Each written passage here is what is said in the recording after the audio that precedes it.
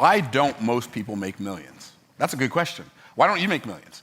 And see, a lot of people would say, oh, it's too hard. Oh, I was born on the wrong side of the tracks. Oh, I was born to a poor family, whatever. But I submit to you that there are 3 reasons that you don't make millions. They are, you have the wrong message, you have the wrong model, or you have the wrong market. And on this video, I'm going to show you messages, models, and markets that make millions. I don't mean a million, I mean millions. It's really interesting because of the principle of momentum and inertia. And inertia is an object at rest will remain at rest unless it's acted upon by an outside force. So when you don't have any financial momentum, making money feels very, very difficult, sometimes impossible. Like making a fortune feels impossible if you don't have financial momentum. But if you do have financial momentum, not making money feels impossible. And I'm going to say this in a way that's going to be kind of shocking. Not making millions feels impossible. It's so interesting because as I think about it, I was doing some calculations this morning because I was thinking, it's the end of the year, and most people, it's the end of the year, it's holidays, slowing down. Like, the last 30 days have been the best 30 days, second best 30 days of the year, right? So and I was thinking, okay, so we didn't even do a challenge last month, but in the last 30 days, we brought in, so far, about $3.1 million. And I'm not bragging. It is what it is. That's what we've done in sales. And we've done probably $2 million of that's cash collected already, right? So we're not talking about all future money. And so why am I telling you that? I'm telling you that because we have so much momentum. Because we have momentum, it's hard to not make money. So one of the things that I would advise you to do is to get your business to the place where you've got so much business momentum that it would be hard for you not to make money. And then how do you create business momentum? Well, the best time to make an offer is right after you've closed the sale. And what people want to do is they want to make a sale and then they want to go celebrate the sale for the next 60 days, right? Because I had a $100,000 day. And so for the next 60 days, they go, I just had a $100,000 day. What new thing can I do, right? No, don't do that. Don't get bored with stuff that gets you paid. Just get paid with it. Okay, so messages. Messages that make millions. I believe the primary reason, number one reason people don't make millions, number one reason businesses and business owners don't make millions, number one, they don't do the math to get to the millions. That's number one. They don't do the math. So the word $1 million just feels like you might as well write the word impossible, right? Because they don't have a path to get there because they didn't do the math to get there. But if you do the math to get there, the math is the first step on the path. What does that mean? That means if you have a $20 book, like Trash Man to Cash Man, if you have a $20 book and you sell 50,000 of them, that's $1 million. But if you take and you have a $200 audio program or video program, you sell a $200 video course, right? You sell 5,000 of them, you make $1 million. You have a $2,000 home study course that has videos and audios and workbooks. You sell 500 of those. That's 1/100th of the original work to make the same money. If you have a $20,000 mastermind, you sell 50.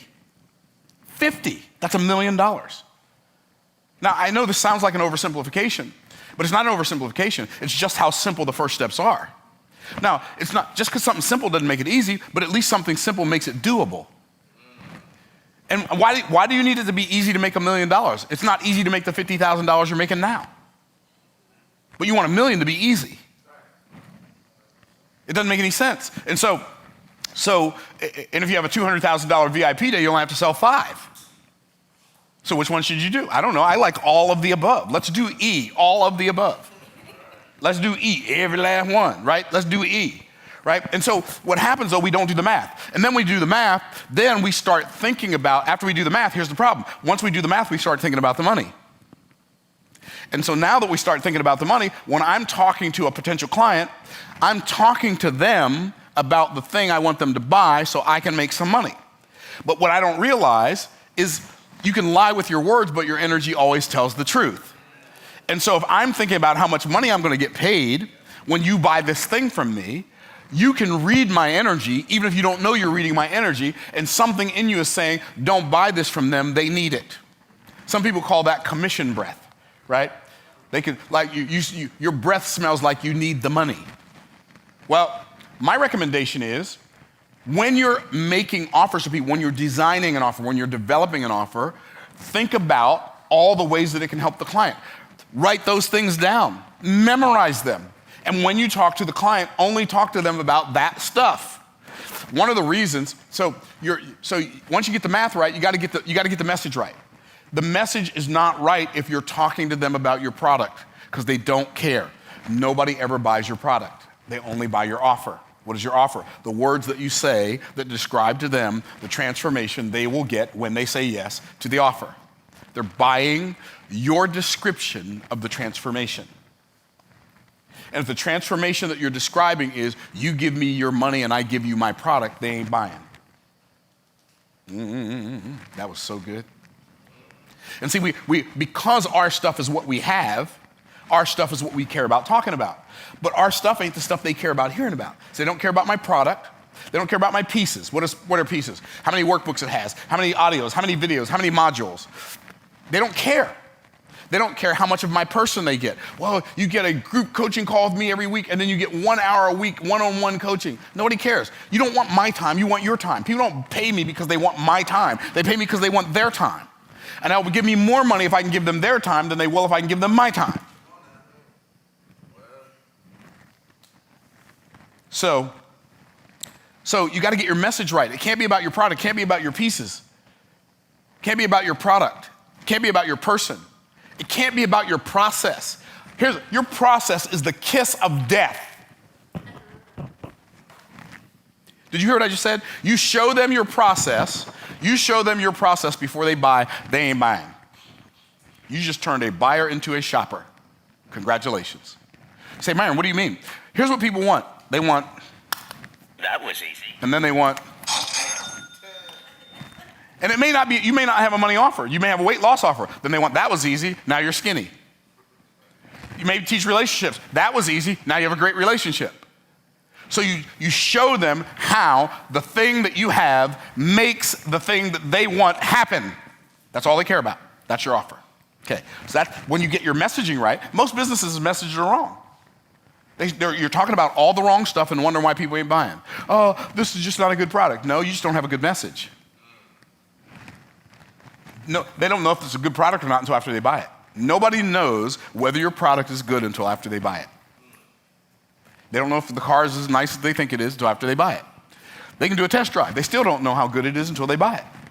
You know when I found out how good my car was? Yesterday when I locked my keys in the trunk. Because they were in my golf bag. I threw my golf bag in the trunk, and the trunk's not supposed to be able to lock, but the battery in the key fob's almost dead. So it locked, and so now I can't get in the trunk. I'm at the golf course, I'm ready to go home, I want to practice my guitar, I want to eat, and I'm like, called my wife, she was at the gym, she didn't answer the phone, okay, now what am I going to do? Somebody says, don't you have an app on your phone? I got a lot of apps on my phone. But I do have an app for my car. I'm going to call Mercedes and see if they can get me in the car. They put me in touch with Mercedes Mobile Me, which is the app. They showed me how to sync my car with my phone, and I just unlocked the car on my phone. I was like, shut up. Right? Now I know how much, now okay, stay in there. Watch. Right? Okay, so anyway, so I got my keys out of the trunk. So people don't know how good your offer is until after they buy it. They don't know how good your product is, rather, until after they buy it. They only know how good your offer is. The better you get at describing your offer, the more likely people are to say yes to that offer. Period. The message needs to match the transformation the person you're talking to is desiring. Period. Okay, we got the message, we got the math right, we got our message right, now we need the right business model. Okay? So, what are the business models? Well, you got LV times LP equals entrepreneur business model. What's that? Entrepreneur. What's that? Low profit times low volume times low profit equals a entrepreneur. What is a entrepreneur? Somebody who wants to be an entrepreneur, but they don't know how. right? So you got these little trinkets and you sell one every 15 days. That is not a business, baby. You have a hobby, you're a entrepreneur, and you want your hobby to be a business, but it's not. And it's not a business until it pays you like a business. Then you have LP times HV. What's that? That's the Waltrepreneur business model. That's low profit times high volume. Low profit times high volume. Okay, what's that? That's I sell low price things, but I sell so many of them I make a lot of money. That's when you sell stuff on Amazon and you sell stuff on Shopify, or you have your own e-commerce website or your own e-commerce platform and you make money. Like, we have a little Amazon store. Like, I have a little Amazon storefront that makes me about $800 a month. And I don't really do anything with it. I just like talk about stuff, recommend stuff to people that I bought, and then they go buy it from my Amazon link, and Amazon deposits money in my checking account. Sign me up for that program, right? Okay, so, but low profit times high volume equals Waltrepreneur. Now, my Waltrepreneur business, part of my business is very, very small right now, but it keeps getting bigger and bigger and bigger. Like, I have like a couple of low price things. Okay, you get it. So then you have HP times LV. That's high profit times low volume. Now you are an entrepreneur. That's the entrepreneur business model. So let's say you have a high profit product. You have a $1,000 offer. You do a webinar every week. You sell 5 of them a week. There's 4 weeks in a month. You're making $5,000 a week. You're making $20,000 a month. You are a real entrepreneur. You ain't getting rich at $20,000 a month, but you ain't broke. And if you are, you probably got some bad habits, right? You bringing in $20,000 a month and you broke, you got some bad habits somewhere, right? So you're a real entrepreneur. But my favorite business model, and I use all of them, but the entrepreneur. I don't mess around in the entrepreneur mud puddle. Okay. My favorite business model is HP times HV, high profit times high volume. That's when you got a $10,000 offer, $20,000 offer, $30,000, $50,000, $100,000, $1 million offer, and you sell a whole bunch of them. Say, why are you smiling? What would you do if you had sold a whole bunch of them? Would you frown, right? And so understand this business model. This is the Wealthtrepreneur business model. High profit times high volume. Sign me up. And by the way, there's not a person who could not do that with something. Okay, so now let's look at the business markets, because now we got the right business model. We did the math, we got the message, we got the model. Now we need the right business market. So there are 3 business markets. Okay, business market number 1 is the commodity market. Stay away from the commodity market. This is like businesses that make 3 to 15% margins. Brutal. Selling stuff that has utilitarian value and no perceived value. All of the value is intrinsic, none of the value is perceived. What does that mean? It means, like, if you sell a box of nails can do one thing. They can hold 2 boards together, right? So you selling nails, it's a commodity. And if you're selling commodities, it's the ultimate loser's race. What does that mean? It's the race to the bottom. You have a hardware store, you sell nails. Your nails are $5 a box. There's a hardware store 2 blocks down the street. They're walking to their business that morning and they see that yours are $5. They go mark theirs down to $4.95. You're on your way home and you see theirs are $4.95. You mark yours down to $4.90. The next day they mark theirs down to $4.85. And you are just racing to the bottom. And both of you are making less money. Here's what I don't like about commodity markets. The value of the offer is determined by your competition, or the price of your offer is determined by the competition. And the value of your offer is determined by the utilitarian value of the thing that they're using. So I don't want to sell a utilitarian thing. I don't want to sell a hammer. I don't want to sell a nail. I don't want to sell screwdrivers. I don't want to sell screws, right? I don't want to sell cups. I want to sell something that has more value than just its use. Okay. So that's the commodity market. I don't like the commodity market. I don't want to sell anything that's a commodity. Like, books are not commodities. They're low price, but like, this book is not a commodity. You know why? Because the value that's in these pages can only be found in these pages. Which is why, while other people are selling their 152-page paperback books for $12.95 on Amazon, or $9.95 on Amazon, $12.95 in bookstores. I'm selling mine for $20 on my website. And guess what? You know the beauty of selling my book on my website? The only book that's for sale on that website is this book. It doesn't have to compete with any other titles. That's why I can sell this book for $30. It's a paperback book, 172 pages. Who sells 172-page paperback books for $30? People who understand that the value is the content and it's not the packaging. Are y'all tracking?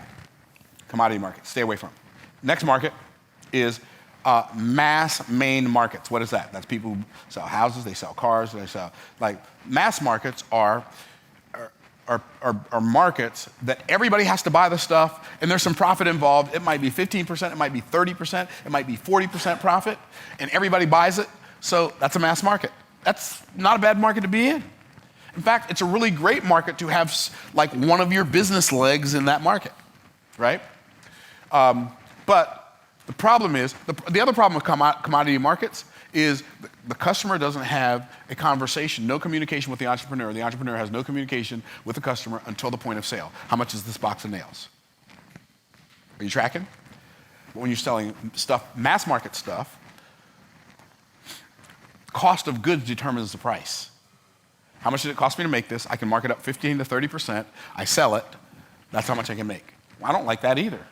I don't want the cost of goods determining. Like, if I sold my books and I only wanted to make money based on the cost of goods, then I would probably sell this book for, let me say I'm going to mark it up 30%. I'd sell it for $3.90 instead of $30, right? So I don't want to sell it as a mass market product. See, even my books are premium value offers, right? But we'll get to that in a minute. Okay. So